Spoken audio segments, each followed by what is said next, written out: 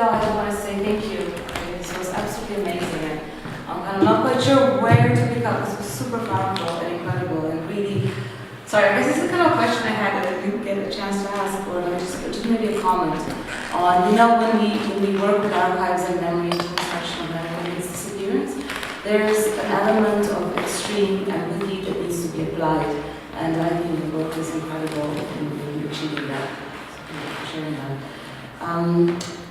And yes, I'm going to pick up on maybe perhaps, on the end where you ended with the kind of language of the politicians that are sometimes still on power, sometimes not, and kind of look at those sort of rhetorical constructs and their structures as decoration and also our complicity as cultural producers in this all.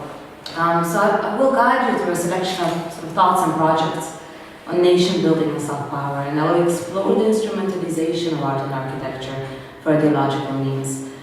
I will also draw on my methodologies of tracing archival debris of some of the key moments of European identity crisis in the 20th century, and its complex entanglement of art, gender, and state power.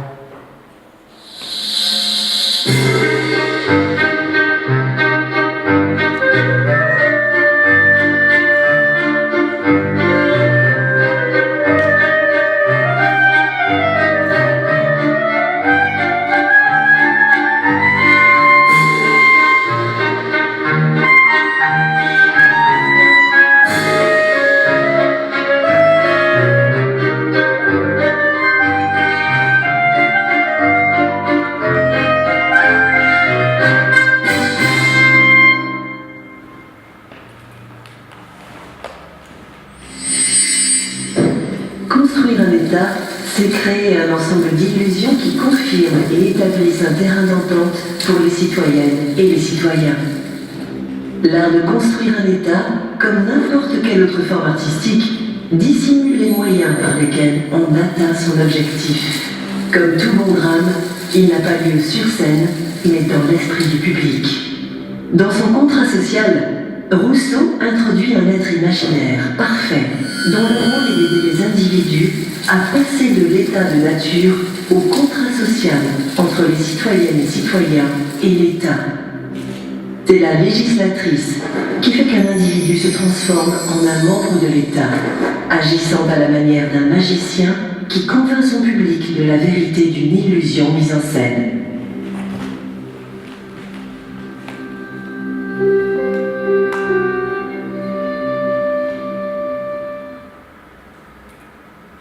So art and architecture are among some of the best framing devices in servitude of state power, and they are complicit in the creation of political taste, style, and the entirety of the political backdrop. So we're speaking about architecture of actualization of nation-state, where art and architecture serve as methods implementing monumentality, recognizability, and nationality. So these architectures effectively function as cinematographic devices, guiding their users and audience. So here's just an image from some of the archival research that I do, and it's quite a nice illustration of why I'm interested in the traces of sort of artistic spectacle serving as backdrop. So it's an image of the key moment of the non-aligned movement and its inauguration in 1961 in Belgrade, and how you see the heads of states here reflected in the artistic works that were specifically done for these buildings. It's kind of the shadow of politics reflected in its design that I'm interested in unpicking. But the question remains of what happens to these structures and scenographies when the client disappears. So the authority of nation-state or political system that commissioned these works, when they remain as empty pedestals, scenography, and frameworks, and what happens to them as devices. Perfect illustration. So it's this whole notion of destruction and its, kind of reassertion that I want to be tracing.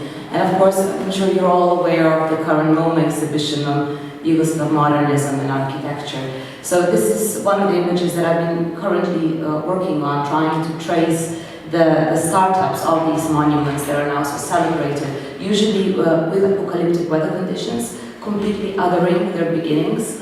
So the MoMA catalog, for those of you who have seen it, reconditioned all these structures instead of quite sharp Yugoslav sun as sort of suspended in time in snowy landscapes, serving as almost Scandinavian forms of alien, almost Klingon design.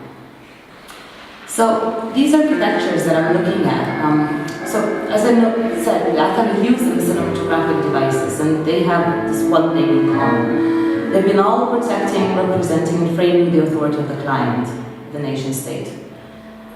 But there are also all cases of architecture that has always performed as a site for political action and as a tool for expression of political thought. So these are buildings that choreograph our acts and interactions. By their articulation as an isolated element suspended between scenography, prop, and object, they dissect the rituals of the spectacle of state. And one of the prime examples of nation-building trickery is the self-power cultivation that arises with the need of invention of a new aesthetic language, with new political formations, new states, federations, and unions. So Spielraum was a 3-channel film exhibition project I worked on back in 2015, and it delved into instrumentalization of visual language and rhetorics. Now the title for Spielraum was drawn from Karel Kraus, who was one of the first European satirists in Austria. And he was a contemporary of Arablos, and as he was arguing against decoration in design, Karel Kraus was arguing against decoration in rhetoric. So I used Spielraum as a lens through which to observe the notions of sort of decoration in political rhetoric and its design. And Spielraum had 3 chapters. It looked at the birth of this aesthetic language that is there to entice the viewer, to represent a new political form. The Spielraum, so the running room of when this language is established, and the death. So effectively what happens when this language loses its capability to represent. And that is the film that is currently here on view. So I just wanted to show you quickly a bit of the sort of backdrop of the archives that informed the work. So the entirety of Spielraum comes from archives from the archive of Yugoslavia. And these were all plans for non-realized structures within the city. So these were obelisks, water fountains, fire fountains, flagpoles, flower pots, and so on, with which Yugoslav diplomacy was trying to entice the world to a diplomatic corps that was arriving in Belgrade in 1961. And the first chapter of Spielraum was titled "The Nation Loves It," and I installed it in the Museum Ludwig in Budapest just a year after Orban changed all museum directors in the country. So it kind of came at a time where, again, we were looking at structures of direct involvement in censorships. And the script for the film presents a public address during the laying of a foundation stone, but a fictitious foundation stone of a fictitious building. So what I've done, I collected a series of speeches, inauguration speeches by politicians across the 20th century, announcing the arrival, the birth of a new state through a new architecture. In any case, it's always exciting. Either way, it's always thrilling to be in at the start of a new development. It's always thrilling to be in at the start of a new development. And we are here to mark the first steps of one of the most ambitious building programs, and one of the most significant building programs. One of the largest building programs that we've had in our city, that we have made possible in our city. And I'm very glad, I'm very thrilled, I'm very thrilled, I'm proud. I'm proud to be here for the breaking of the ground.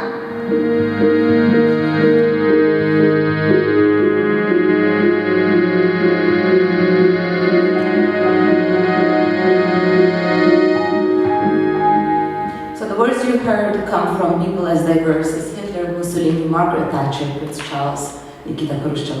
So the idea is that the language remains the same, it's just the style that changes. And the entirety of my installations always form sort of a theatrical device. So this is another image from Ludwig Museum, where the backdrop became the set for the new film that was being done within the institution of the museum.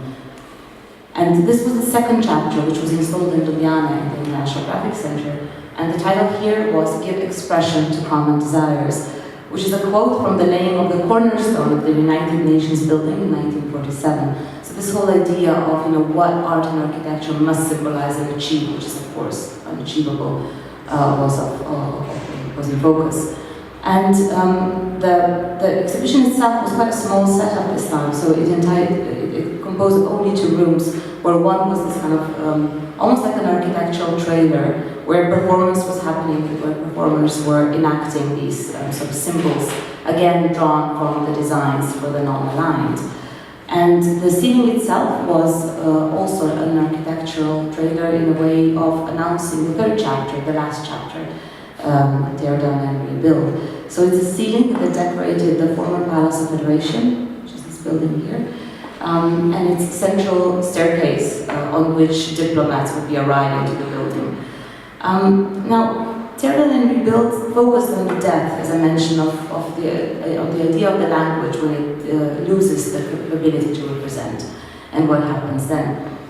So the non-aligned movement, I'm sure you're all aware of, but why it's quite phenomenal and of interest, in my opinion, today is because it presented a 3rd way, not the English 3rd way, the real 3rd way, in between 2 poles. Also, the building itself is quite phenomenal in its kind of architectural construction, as this was the moment when Yugoslavia announced its new aesthetic language after the Tito-Stalin split in '48. So what happened was Yugoslavia really had to invent this new aesthetic, and it kind of gave quite an unprecedented tabula rasa to artists and architects to come up with sort of new solutions of how to create this new spectacle. And as the first chapter, Spielraum focused on sort of positive words of enticement and unity in creation, the last chapter, so Tear Down and Rebuild, focused on the words and enticements of demolition. But I decided to do that through allegorical representation with women actresses, which was also my kind of gendering of the archive, let's put it that way. So the whole history of nation building, of course, is filled only with male voices. And in terms of the Yugoslav identity, it goes as far as when there is a transcript of a debate, whenever there would be a female politician in the room, the transcript would refer to her only as a female voice from the background. So this idea of bringing the 4 women in as allegories for a pragmatist, a conservationist, an artist, and a nation builder was sort of drawn from there. And the constructions of the script for it is composed entirely from political speech. So it's entirely formed from quotes from various politicians who were trying to knock something down. Either it was the Berlin Wall or temples in Palmyra.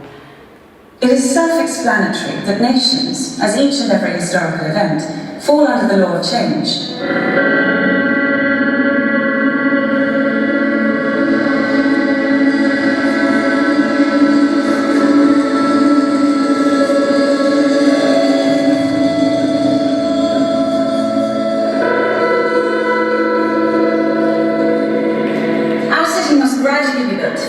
Following criteria: to benefit production, to benefit daily life, to enrich culture and civilization in a way that is tidy, clean and beautiful.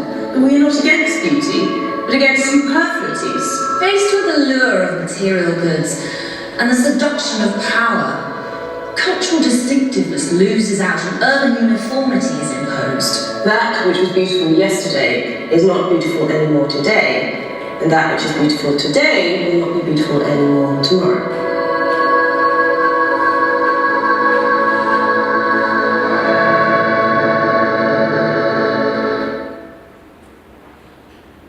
So the lack of female presence from nation building prompted my research into this freelance project called Nada. Now Nada was a 3-part, again, sort of research and film project, which explored various instances of the employment of modernism as a political tool in the 20th century, sort of 3 key conflicts. So I was looking at the First World War, Second World War, and the Cold War. Now, nada is a wonderful word. So in Croatian it means hope, but in Spanish it means nothing. So I thought it's a really wonderful way to start describing the ideas of soft power and what is at stake. And the three architects that I addressed in NADA were Venice Biennial, who was the architect who had to represent Yugoslavia in most of its trade fairs and expos in the 20th century. So we're speaking about the 1950s and 60s, again at the time of sort of establishment, of a new aesthetic ground. The second architect was Mies van der Rohe.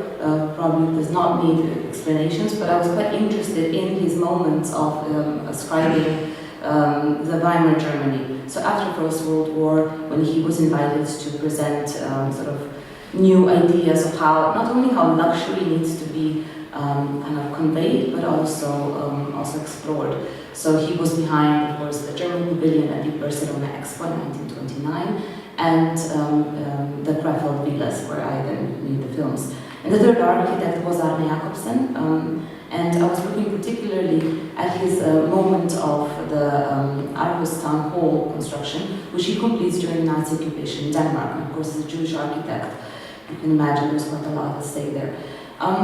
So what I was quite interested in was this idea, of course, of modernism, theoretically representing these universal values. But the three instances that I focused on were really looking at modernism as a style that was exploring specific ideological and nationalistic ends. And the three NADA films explored art through music, bodily movement through choreography, and rhetoric, so sort of like three elements that make up political spectacle. And each time the architecture became a central protagonist in the film, again, a cinematographic device. So NADA Act 1 focused on Richter, and specifically on the Yugoslav Pavilion at the 1958 Expo in Brussels. This was a really particular expo, so this is the first expo after the Second World War, where countries have time to think and raise money about, and think about how they're going to present their new face after, the big conflict, big world conflict. And Yugoslavia decides to select Richter, and specifically he was chosen for this design. So this is a model which was never realized. And what happened was that the central mast was not done, was not carried out. And I was quite interested in whether this was just a cost saving, because of course it consists of kind of great sort of anti-gravitational structures and suspensions and so on. But I managed to trace through the archives the fact that it was effectively censored by the state leading ideologue, Kardel, who was kind of the right hand of Tito. And there is a note in the archives that says we cannot go to Brussels with something that looks like a penis. So this symbolic castration was kind of at the core of my thought, and I really wanted to recreate this model, but I wanted to make it into a musical instrument.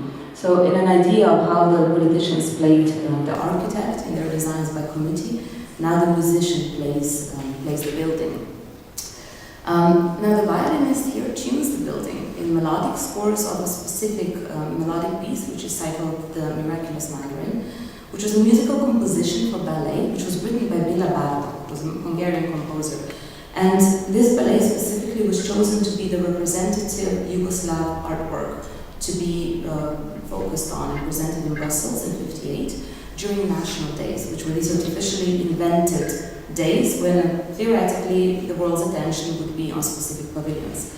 Now, the Bartók Ballet is quite an interesting story. So it was premiered in 1926 at the Cologne Opera House. So this is the same year as Mies builds the Krefeld Villas 30 kilometers away from Krefeld.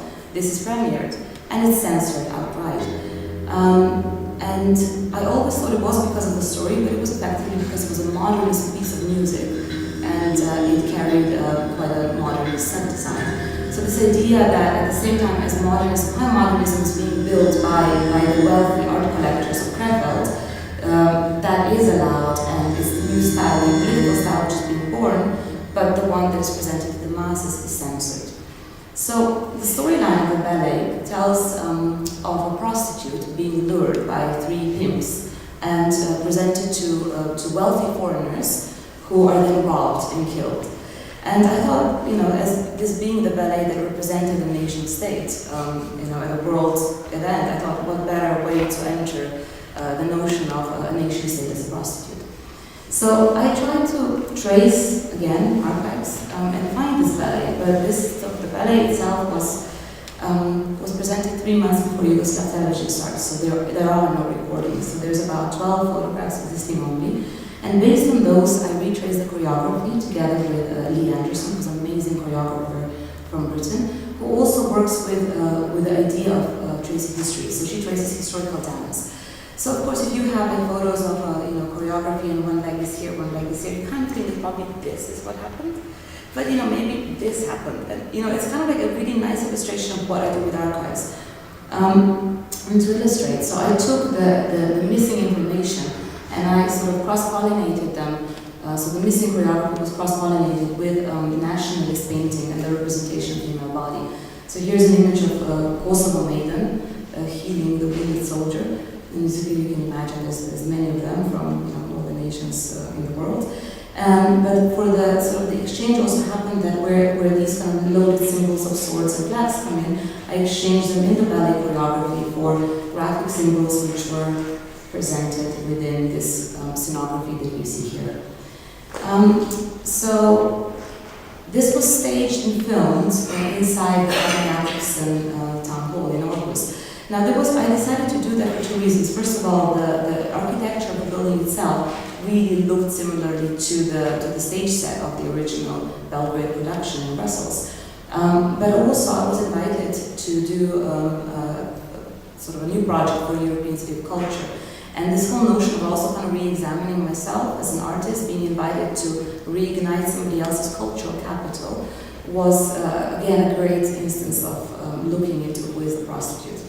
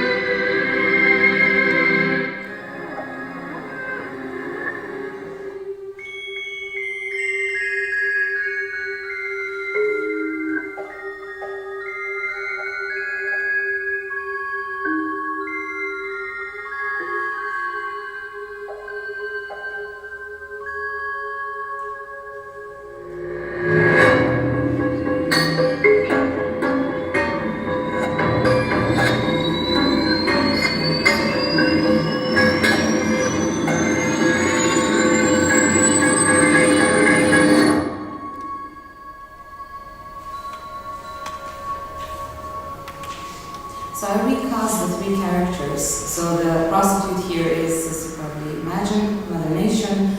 The exotic foreign other is the artist, who keeps on dying, coming back.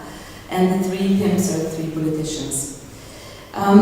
So now Act 3 focused on rhetoric. So we had dance, music, and now we had rhetoric.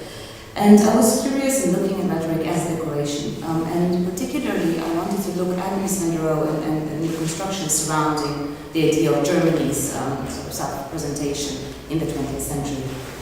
So I was looking at the words of politicians during 3 moments of Germany. So 1929, Weimar Germany through Mies van der Rohe, 1937, so Nazi time, and the Paris Expo, and this is of course the architecture of Albert Speer, and then the post-World War, Second World War Germany with Egon Ehrmann.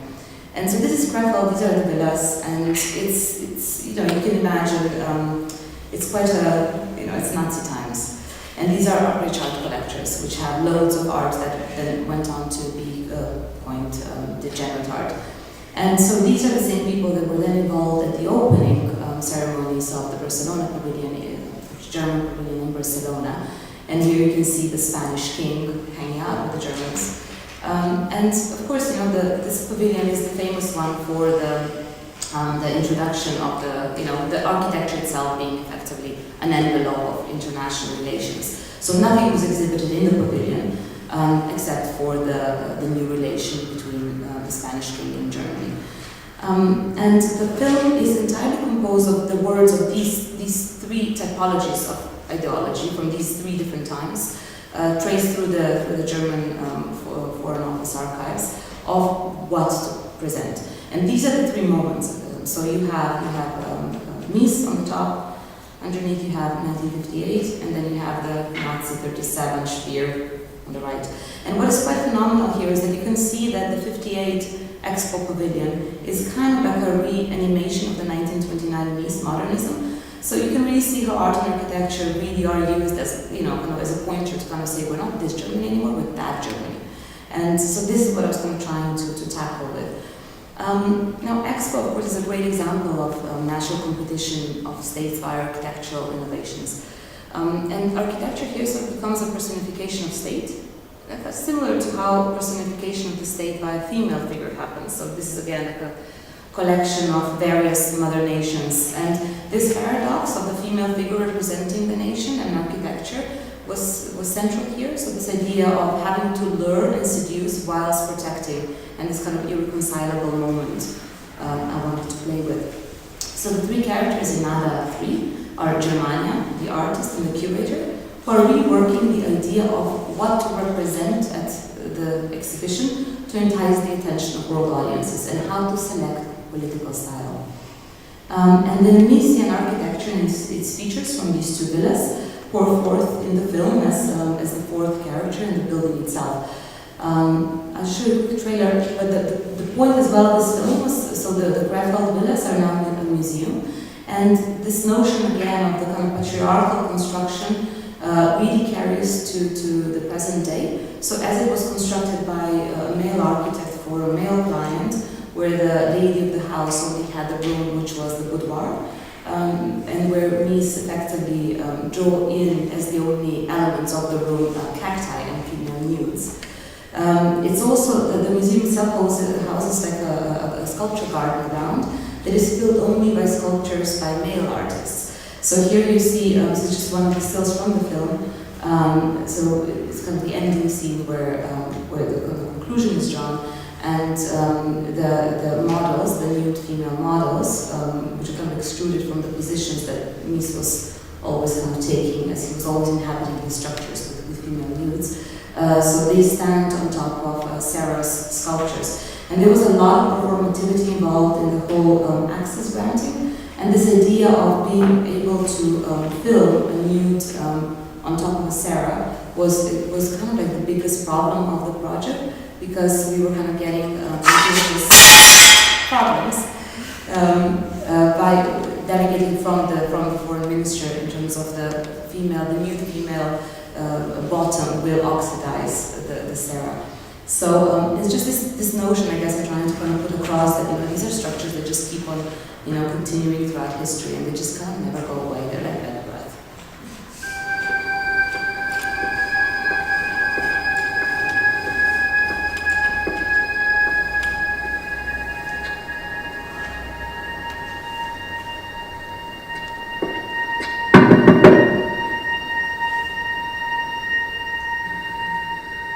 People of Europe, create for yourselves sacred possessions. Build.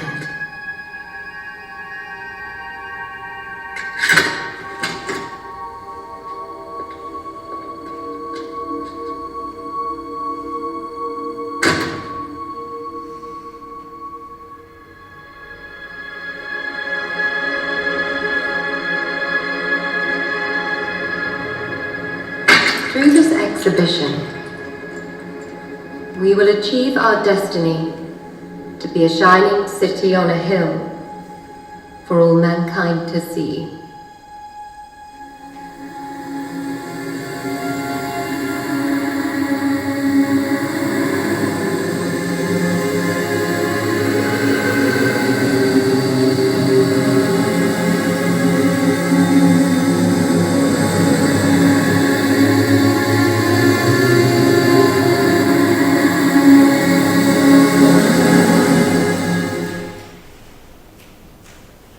So statecraft and soft power are great examples of illusionist tactics. And personally, I think that the best way to measure the power of an illusion is through the forensic lens of its failure. Dead ideologies and states tell us more about their conjuring mechanisms and tricks than their live counterparts.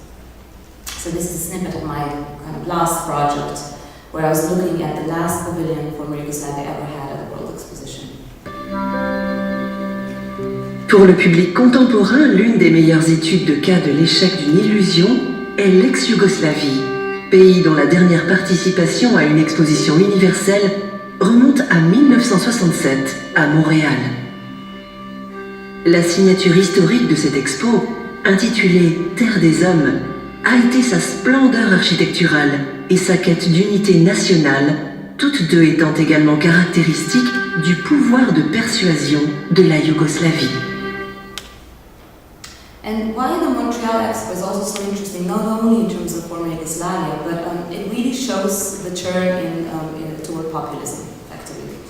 So we can really trace how the avant-garde started giving way to sort of solutions that were foregrounding the ideas of children and housewives being able to enjoy colors. And this is again an unrealized model, again by Paul Richter, I don't think it's very much. This was an amazing structure, which was kind of like a semi-open pavilion that really looked like a musical instrument. And it was this kind of suspended structure, playing with abstraction, anti-gravity, just an absolutely amazing project. And Richter was a very seasoned architect who had many expos under his belt. And also tracing to archives, we can really see that the project, even though it looks extremely abstract, it was very well-grounded and sort of researched also in terms of its construction. But the Serbian politicians decided to go for a Serbian architect. So this is what was chosen, and it's effectively a proper design by Gundry. So it was an architecture by a very young architect, who also this project completely broke, this poor guy. Never did anything since. And it's kind of like really like, it's almost like a job when you come and say, bringing politicians together and you close them into a room and get them to design a building. So it's 7 triangular structures where each one represented one of the former republics, and the central one was supposed to be the host country. And tracing the remnants of the pavilion's design, I recreated this last pavilion of Yugoslavia, but as an illusionist device.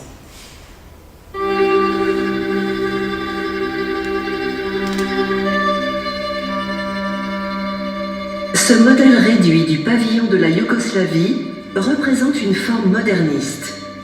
Conçue par un comité, elle se compose de 7 structures monochromes triangulaires. Ces dernières symbolisent les 6 républiques yougoslaves ainsi que le pays hôte.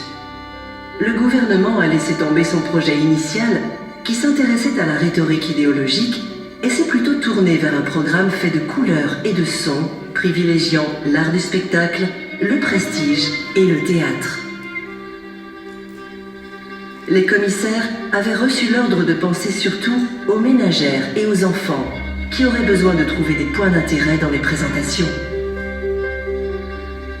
Des pierres et du bois du pays, accompagnés de danses et de chants nationaux, peuplaient cette structure moderniste qui illustrait les 6 républiques.